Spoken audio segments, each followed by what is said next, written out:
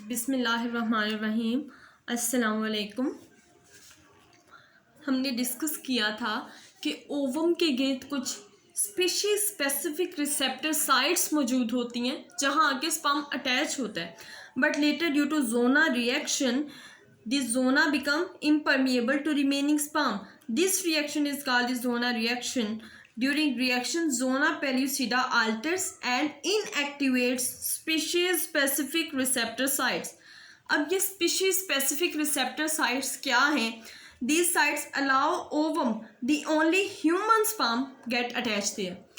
ये वो साइट्स हैं जो सिर्फ ह्यूमन स्पर्म को अलाउ करती हैं कि वो वहाँ आके अटैच हो जाएं। Therefore these are called the species specific sites. अब क्या है कि स्पीशीज स्पेसिफिक रिसेप्टर साइट्स जो है वो बंद हो चुकी हैं। अब एक स्पर्म जो है उसने ही एंटर होना है और उसने ही जाके फ्यूज़ करना है। उससे पहले कि हमने देखना है कि ओवम जो है वो सेकेंडरी ओवम में 23 क्रोमोसोम्स मौजूद हैं। ये 23 क्रोमोसोम्स डबलेट के तौर पे मौजूद हैं। ठीक है, फ़र्ज़ करें कि ये हमारा ओवम है, there is ovum, this is the chromosome as a doublet. Okay, these are 23 chromosomes as doublet. Secondary ovum has double copies of chromosomes. It means secondary ovum has double copies of chromosomes. जैसे ही sperm की attachment होगी immediately it will complete it's second meiotic division. अब हमने पढ़ा था कि ovum की 3 types होती हैं, प्राइमरी ओवम है, सेकेंडरी ओवम है और डेफिनेटिव ओवम है। जैसे ही स्पर्म अटैच होता है तो जो सेकेंडरी ओवम है वो डेफिनेटिव ओवम में कन्वर्ट हो जाता है। इसका मतलब कि सेकेंड मियोटिक डिवीजन कंप्लीट हो गई। ठीक है, then chromosome will split in this centre. अब ये जो क्रोमोसोम्स हैं वो सेंटर में से स्प्लिट हो जाएंगे। ठीक है, इस तरह से अभी मैं आपको यहाँ पे दिखाती हूँ कि जैसे ये है, ये क्रोमोसोम्स हैं, ये सेंटर से स्प्लिट हो गए। ये देखें यहाँ पे जो स्पिंडल फाइबर्स हैं वो एक्सटेंड हो गए हैं सेंट्रोमेयर्स जो है उसकी वजह से। अब ये स्प्लिट सेंट्रोमेयर्स जो हैं दे स्प्लिट द क्रोमोसोम्स, तो ये जो हाफ इधर अलग हो जाएंगे और हाफ दूसरी साइड पे चले जाएंगे। अब ये जो वेस्टेज है जिसके अंदर जो जेनेटिक मटेरियल है, this is not useful genetic material, तो वो सेकंड पोलर बॉडी में कन्वर्ट हो जाएगा। ठीक है, when chromosome will split in the center, one copy will move other side, another copy will move to the other side. ठीक है, one copy will contain all the cytoplasm, other will be throw out as a small cell. ठीक है, ये small cell क्या कहलाएगा? This is the polar body which contain wastage or unwanted genetic material. Okay. Now अब क्या है कि if there is ovum and sperm is about to enter, their surface molecules interlock with each other. कि जैसे ही ovum और sperm ने आपस में मीट करना है, उन्होंने फ्यूज़ करना है आपस में, तो उनके जो सरफेस मॉलिक्यूल्स हैं वो आपस में इंटरलॉक कर लेंगे। ये सरफेस मॉलिक्यूल्स इसलिए इंटरलॉक करते हैं so the sperm will not fall away. ठीक है, if there is ovum and sperm is about to enter, their surface molecules interlock with each other, so the first one sperm that touches will not fall away. अब क्या है कि ये जो molecules हैं जिन्होंने स्पर्म और ओवम की अटैचमेंट करनी है, these essential molecules are called as integrins. These are called as integrins. अब क्या है, स्पर्म और ओवम जो है वापस में अटैच हो गए हैं। Now response of ovum to magic touch of sperm. ठीक है, ओवम का रिस्पॉन्स क्या है जब स्पर्म ने आके अटैचमेंट करनी है? सबसे पहले कि कॉर्टिकल रिएक्शन होगा। कॉर्टिकल रिएक्शन हमने पढ़ लिया कि किस तरह से कॉर्टिकल ग्रेन्यूल्स जो हैं वो लाइसोसोमल सेक्रीशन करते हैं और बाकी साइट्स को भी ब्लॉक कर देते हैं और जोना पेल्यूसिडा को भी इम्परमिएबल कर देते हैं। उसके बाद completion of second meiotic division हमने पढ़ लिया कि किस वक्त जो है और किस तरह से सेकेंड मियोटिक डिवीजन कंप्लीट हो जाती है। इसके बाद का जो थर्ड पॉइंट है that is the ovum does it's metabolic activation.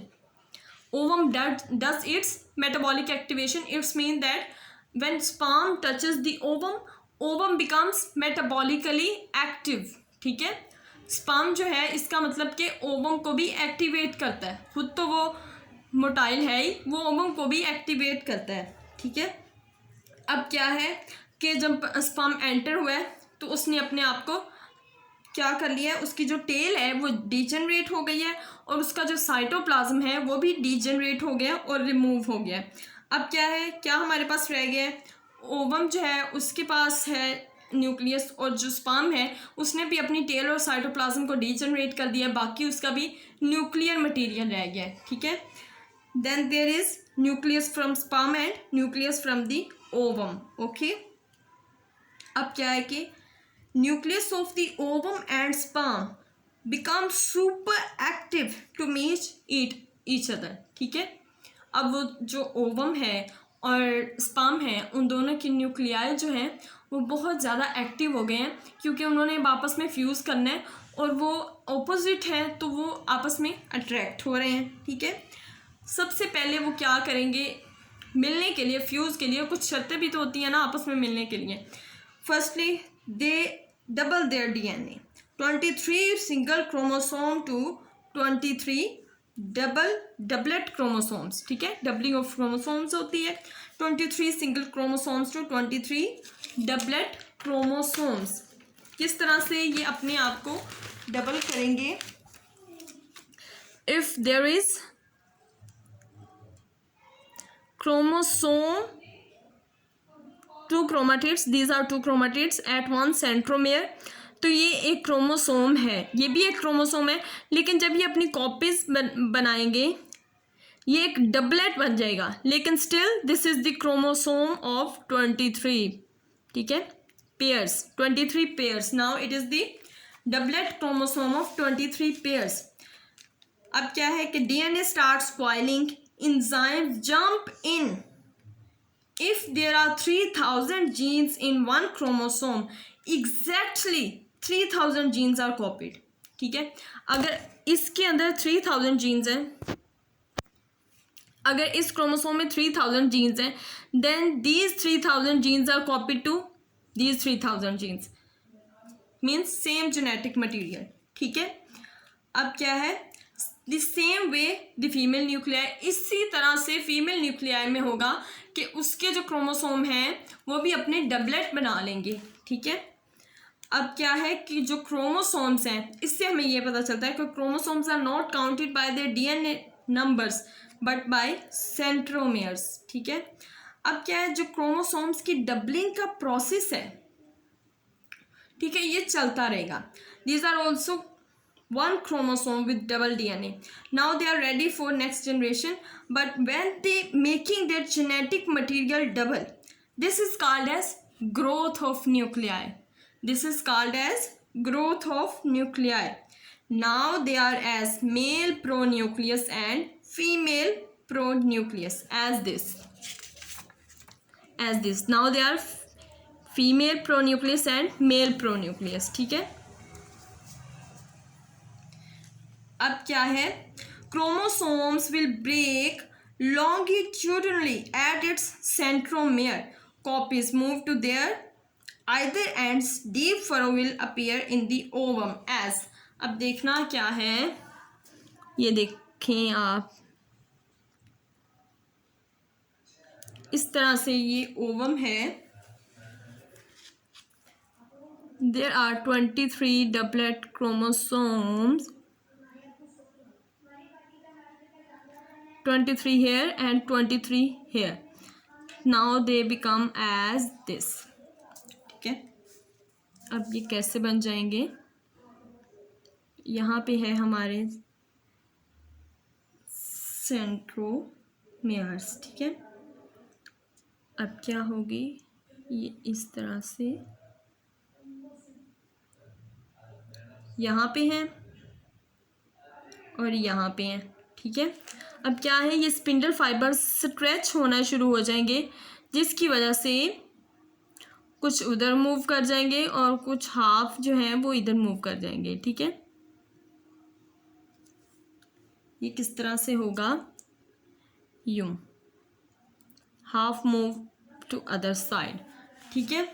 अब क्या है कि ये जो ओवम का स्ट्रक्चर है, अब इसके अंदर एक हाफ ने इधर को मूव कर लिया, हाफ ने इधर को मूव कर लिया। अब इसके अंदर क्या होगी, डीप फरोज पैदा हो जाएंगी। ये देखो इस तरह से डीप फरोज पैदा हो जाएंगी। At one side one is maternal other is paternal, ठीक है, एक पैटर्नल है एक मैटरनल है।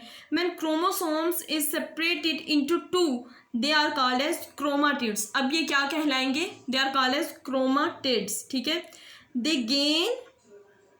again make their nuclear membrane, they are called chromosomes। फिर से न्यूक्लियर मेम्ब्रेन बनाएंगे सेपरेट करके, ठीक है, यहाँ से ये सेपरेट हो जाएंगे, ठीक है, फिर से ये दोबारा न्यूक्लियर मेम्ब्रेन बनाएंगे और दो सेल्स में ये बन जाएंगे। Every time they double their cells they divide, billions of cells made, ठीक है, billions of cells made. Every cell has same genetic material. अब ये एक बात है कि हर सेल में वही जेनेटिक मटीरियल होता है जो उसके पेरेंट में होता है, ठीक है, जो फर्टिलाइज्ड ओवम में था। Every cell has same genetic material as the fertilised ovum had. उसके बाद हमने देखना है कि मेन इवेंट्स ऑफ फर्टिलाइजेशन क्या है, ठीक है, यहाँ पे मेन रिजल्ट्स ऑफ फर्टिलाइजेशन क्या है। सबसे पहले कि establishment of diploid number. Diploid number की एस्टेब्लिशमेंट हुई है 23 से 46 में बनी है।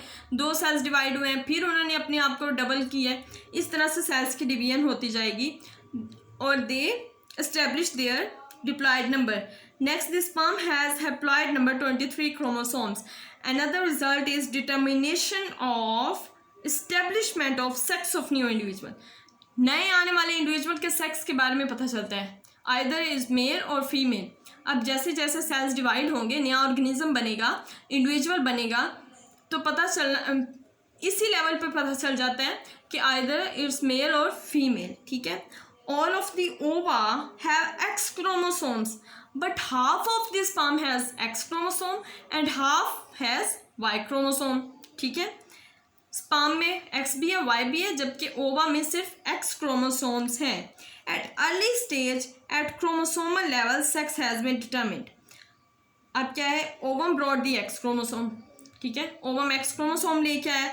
अगर मैटरनल एक्स है और पैटर्नल भी एक्स है देन इट्स द फीमेल, ठीक है, make a female. And if sperm brought Y then X Y and it denotes as male, ठीक है। Next the result of fertilisation, metabolic activation of ovum and initiation of cleavage. अब हमें पता चल गया है कि जब डिवीजन हो रही है तो 1 से 2 बन गए हैं, ठीक है, वहाँ पे मेटाफेज स्टार्ट हो जाएगी। तो 1 से 2 बन गए हैं, 2 से आगे फर्दर बनेंगे 4। तो इस तरह से जो है वो ये क्लीवेज स्टार्ट हो गई है, ठीक है, 1 to 2 and 2 to 4 cells, then this is the initiation of cleavage।